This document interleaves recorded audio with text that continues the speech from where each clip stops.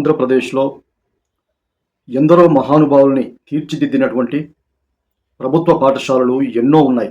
అవన్నీ కూడా ఈ రోజున మాయమయ్యే పరిస్థితి ఉంది. ఖాళీ అయ్యే పరిస్థితి ఉంది. మరి అలా ఎందుకు జరుగుతుంది? ఎవరు కారణం అని పక్కన పెడితే ఈ రోజున ఖాళీ అవుతున్నటువంటి స్కూళ్ళ పరిస్థితి ఘోరంగా ఉంది.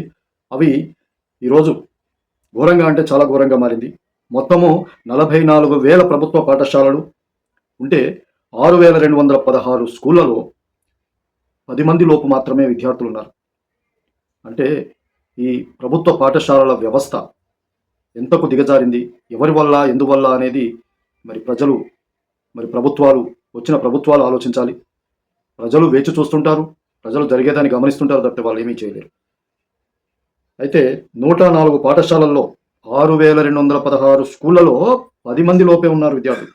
104 పాఠశాలల్లో మొత్తం అసలు విద్యార్థులే లేరు.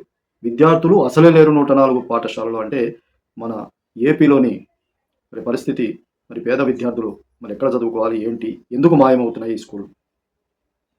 81 స్కూళ్ళలో, ఇంకా 81 స్కూళ్ళలో కేవలం ఒకే విద్యార్థితో నడుస్తున్నాయి. 81 స్కూళ్ళు ఒక్కటే విద్యార్థితో నడుస్తున్నాయి. అంటే ప్రభుత్వ పాఠశాలల మీద ఉన్నటువంటి అభిప్రాయం ఏంటి ప్రజలకు? సదభిప్రాయం ఉందా, దురభిప్రాయం ఉందా? అది పక్కన పెడితే ఈ అభిప్రాయాలు ఎందుకు వస్తున్నాయి, వీటికి దూరం ఎందుకు అవుతున్నారు అనేది వచ్చే ప్రభుత్వాలు ఆలోచించవలసినటువంటి అవసరం ఉన్నది.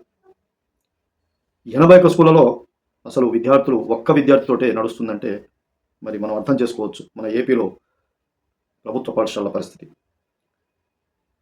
దీనికి సర్కారు, ఇప్పుడొచ్చిన సర్కారు అయినా సరే వెంటనే పట్టించుకొని దీన్ని స్పందించి తగిన చర్యలు తీసుకోకపోతే ఈ ప్రభుత్వ పాఠశాలలు పూర్తిగా, అంటే ఇప్పుడు ఒక విద్యార్థితో నడిచేవి కొన్ని 100 పైన ఉన్నా అసలు విద్యార్థులే లేకుండా జరిగే పరిస్థితి కూడా ఈ 100కు వచ్చే పరిస్థితి కూడా ఉన్నది.